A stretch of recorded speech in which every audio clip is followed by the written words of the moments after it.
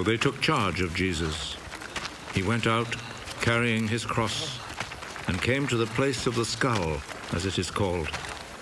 In Hebrew it is called Golgotha.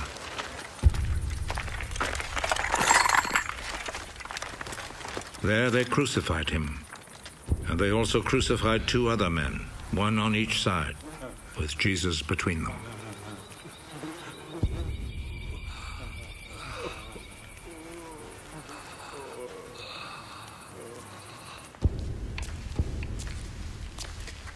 Pilate wrote a notice and had it put on the cross. Jesus of Nazareth, the King of the Jews, is what he wrote.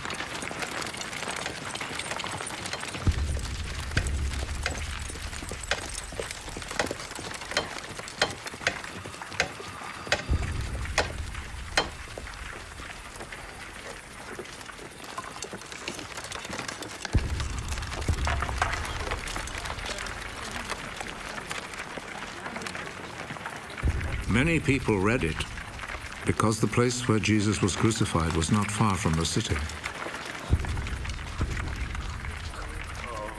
The notice was written in Hebrew, Latin, and Greek. The chief priest said to Pilate, "Do not write the King of the Jews, but rather, This man said, I am the King of the Jews." What I have written stays written.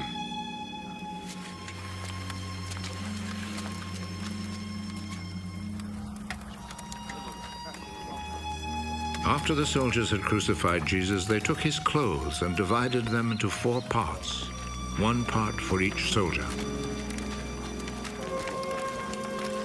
They also took the robe, which was made of 1 piece of woven cloth without any seams in it. The soldiers said to one another, "Let's not tear it.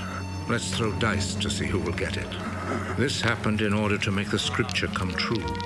They divided my clothes among themselves and gambled for my robe. And this is what the soldiers did. Standing close to Jesus' cross were his mother's sister, Mary, the wife of Clopas, and Mary Magdalene. Jesus saw his mother and the disciple he loved standing there. "He is your son." Then he said to the disciple, "She is your mother." From that time, the disciple took her to live in his home. Jesus knew that by now everything had been completed. And in order to make the scripture come true, he said,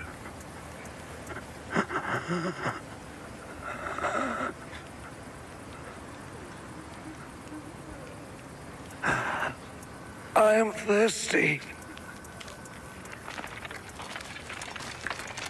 A bowl was there, full of cheap wine. So a sponge was soaked in the wine, put on a stalk of hyssop, and lifted up to his lips.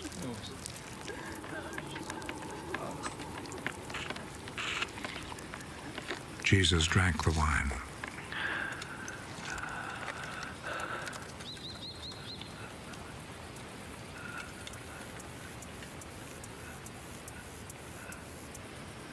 "It is finished."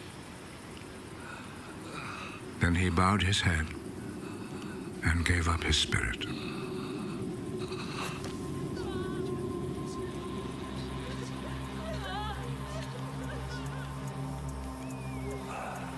Then the Jewish authorities asked Pilate to allow them to break the legs of the men who had been crucified and to take the bodies down from the crosses. They requested this because it was Friday, and they did not want the bodies to stay on the crosses on the Sabbath, since the coming Sabbath was especially holy.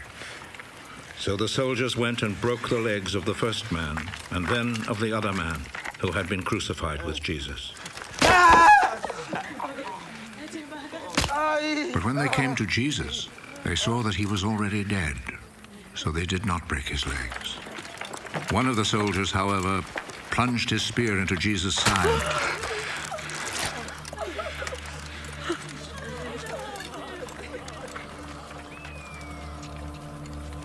at once blood and water poured out.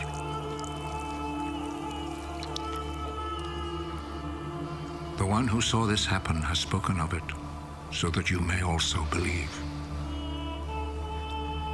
What he said is true, and he knows that he speaks the truth. This was done to make the scripture come true. Not one of his bones will be broken. And there is another scripture that says, people will look at him whom they pierced.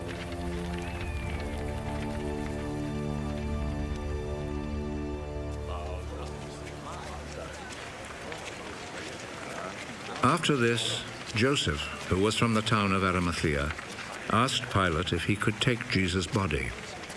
Joseph was a follower of Jesus, but in secret because he was afraid of the Jewish authorities. Pilate told him he could have the body, so Joseph went and took it away. Nicodemus, who at first had gone to see Jesus at night, went with Joseph, taking with him about 100 pounds of spices, a mixture of myrrh and aloes. The two men took Jesus' body and wrapped it in linen cloths with the spices, according to the Jewish custom of preparing a body for burial.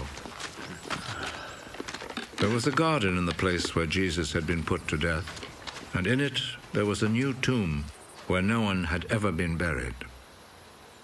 Since it was the day before the Sabbath, and because the tomb was close by, they placed Jesus' body there.